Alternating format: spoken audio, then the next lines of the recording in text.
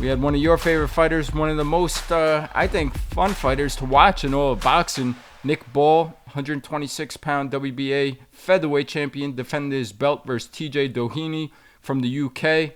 I thought this was a mismatch right off the bat. Doheny missed weight, took 3 attempts on the scale. I don't know if it was so much of being drained or at his age of 38 or coming off the knockout loss to Inoue, but he just seemed like a shell of himself. It seemed like it was a matter of time. His legs weren't there, and you knew Ball wasn't going to stop. He's going to keep coming with the pressure and his aggression. What'd you think of the matchup? What'd you think of your boy Nick Ball overall and his performance? First of all, I didn't like Nick Ball as a person. I like him as a fighter. What you see is what you get. No fanfare, no nasty talking, no, I'm not saying you can't have that stuff. I'm not knocking people that do. I knock the ones that go too far, that go to a vulgar place, that go to a nasty, that don't help the sport or themselves when they talk and degrade their opponent. They also degrade the sport. I don't go for that stuff, but I don't mind. I don't mind. Bad blood is part of the promotions a lot of times in boxing, and you get the trash talking in basketball everywhere, right? In all sports. Some people say Michael Jordan was one of the best. To me, I love him. He's the greatest basketball player of all time. I'm sorry. I know that LeBron. I know this one. I know that. I know you had Kobe. All great. But to me, nobody. Will Chamberlain. Kareem Abdul, Oscar Robertson. I'm impressing people right now. I know it. I'm going back a little longer than they think, and I'm showing my versatility. Maybe a little bit. But Michael Jordan was the best, and he might have been the greatest. Him, Larry Bird, they might have been two of the greatest trash talkers of all time. But it didn't get to that really, that place where we start to really take away from the sport, and from our own dignity, our own humanity. But Nick Ball doesn't do any of it, really. I mean, and again, he could do it, but he really is. What you see is what you get. You just see a fighter. I want to go and fight. I want to represent my family, myself, my sport, my country. I want to be a world champion. I am a world champion. I want to keep going. I want to continue to be able to, earn a living for my family and have a legacy. This is a kid. It's hard not to like this kid. I mean, again, there's not. You look at him. He's just you think he was an altar boy, a short altar boy, But and I'm not demeaning him. I'm kidding around. I don't think there's too many guys that he's going to be taller than, but it don't matter. He fights big. He and that's one of his greatest assets and abilities. He's able to make it his fight. He's able to make it. I thought Carlos Monzon was one of the greatest, not a great person, but he was one of the greatest middleweights of all time. And one of the reasons why I thought he had a way of making other people fight his fight. And Ball makes you fight his fight. He finds a way to do it. Not all aggressive guys can necessarily do that, but he does.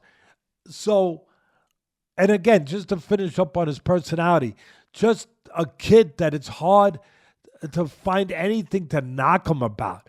He's a gritty kid. He's everything you want a fighter to be. And he's also a kid that you'd feel good if he was your next door neighbor. Yeah, and I think that's a good thing. I don't think it's a bad thing. So at the end of the day, he fought an experienced guy, a guy who didn't make his weight or had to go back to the scale several times to make it. 38 years old, former world champion, southpaw, good puncher. He's a pretty good puncher, Doheny. And a little bit of a slickster, a little sneaky in there, counter puncher, looking to knock your head off, let you take all the chances, then hit you with one big slice shot, sneaky shot where you take all the chance. And that's what Ball was up against. And I give him credit. He's more than just a ball of fire. We know he's a ball of fire, but he's more than that. He's smarter than that. He comes in behind his jab. He's got a good jab. And he didn't get reckless. A lot of these guys, ball of fire, You think they're just coming in, coming. You're going to catch them coming. No, he knew that he had to come in cautiously. He had to make hay slowly, as I like to say, that Costamato used to tell me. He knew that there had to be science attached to the aggression, attached to, the wanting to get to the guy. He had to get to the guy under control. So he came in under control. And you could see it in a lot of the early rounds. He really got his motor going late. But the early rounds, he was being cautiously aggressive. So he didn't walk into a counter shot, which was Doheny's one shot to win. And something crazy happened at the end of the first round. That was pretty crazy. That was pretty funny. I mean, Doheny gets him in a headlock. And Ball, that's where Ball... he's the kid that will come and knock on your door for a cup of sugar. Yeah, you know what? He'll come over, excuse me, can I borrow a cup of sugar? Nice kid, but you better not go and have your dog crap on his lawn. Yeah, no, really, because you do that, now he ain't going to be the nice kid next door. You get him in a headlock, he ain't going to be the nice kid. Now you're going to see the fight apart. And listen, a lot of people are going to say I'm defending him. I'm telling you what I like, what I saw. This is fighting. This is not the opera. This is not Friday night at bingo with your grandma. It's not any of those things. This is fighting. And he grabbed him in a headlock, Doheny, and what did Ball do? He kicked him. He kicked him. Yeah, like, freak you. He kicked him. Now, the referee, if it was the ref from last week in the Patty Donovan fight, he would have disqualified him. It would have been over. He would have DQ'd him right there. Thank God it wasn't that ref. Thank God it wasn't that ref. That ref should be freaking investigated. But I said that enough already last week. He gave him a kick. Later on, he did have a point taken away because he didn't let Doheny mess around with him. He's a fighter. And he threw him, he tossed him to the ground. Doheny was trying to grab him on the inside, do little things that experienced veterans do when they know that they have to pull out tricks from the hat because they can't beat the guy, if everything is even. They got to find something. They got to come up with something because they're an underdog for a reason. They're 38 years old, former champion in the home country, hometown of the champion. They know that they got to pull something out of the hat. So they try little things to frustrate the guy, maybe do this, do that on the inside that maybe we don't see. And Ball threw him to the ground. He got a point taken away. I think it was the 9th round, whatever round it was. He got a point taken away later, in the later part. Yeah, 9th round. Later part of the fight. See, I'm not losing it yet, bud. I'm not. A lot of people think Teddy's losing it. Not yet. Not yet. Not yet. Like that scene in The Gladiator. Oh, I love that scene with the gladiator. I love that guy. I love that gladiator from Africa. That guy, and he's talking to Maximus, and he says to Maximus, "Do you believe that you will see your family in the afterlife?" And Maximus says, "Yes, I do. I will see them." And the other gladiator says, "Yes, I believe I'll see them too, but not yet. Not yet. We still got stuff to do. Not yet." That was great. Not yet. Yes. Not yet. Anyway, I'm going to give credit. I'm going to break it down to where I don't think every eye is going to pick this up. They're just going to see Ball being aggressive.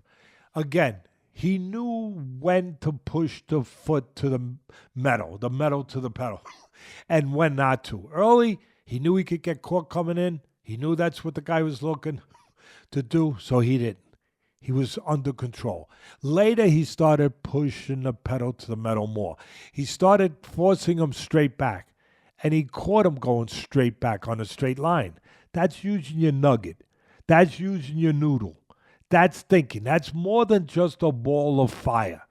One other thing. On the inside, every once in a while, his shortness punches up and punch in between shots. That's using your noodle. But you know what he does? He does two things that nobody notices. At least the commentators didn't pick up and say it. One thing is this. He'll turn southpaw, but he'll do it subtly. He'll do it where you don't even notice it. And then all of a sudden he'll hit you with a straight left hand, the power punch from the southpaw position from back. Why? Because suddenly it's coming from another angle that you didn't expect. Because 1 second he's orthodox, and the next second he's southpaw. You didn't notice he turned southpaw. So you don't notice that punch is going to come from that side. And suddenly it does. And he landed that straight left hand pretty well one time in a fight because he had turned southpaw and he had done it without the other guy having time to realize it. So it gave him an edge. That's thinking. That's being smart. And there's one other dimension to Ball that I want to give him credit for. He's one of the only aggressive fighters. There's a few.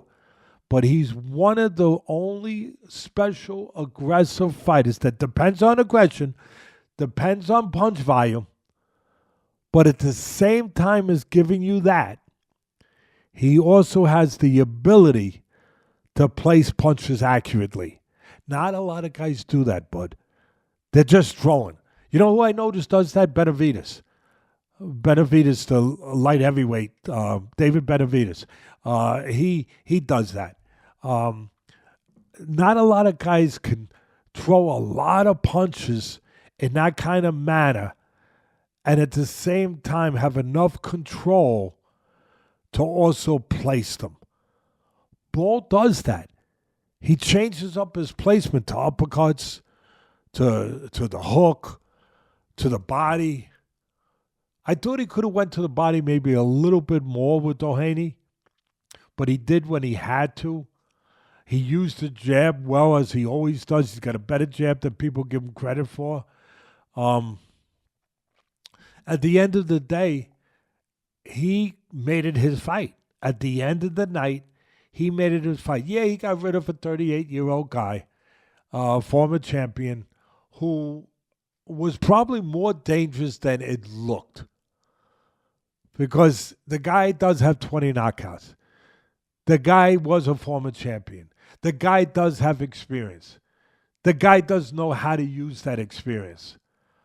So there was spots there. I thought there was a spot in the first round where Doheny caught Ball on the inside with a little left hand from the southpaw position behind the ear, behind the head, that I thought hurt him a little.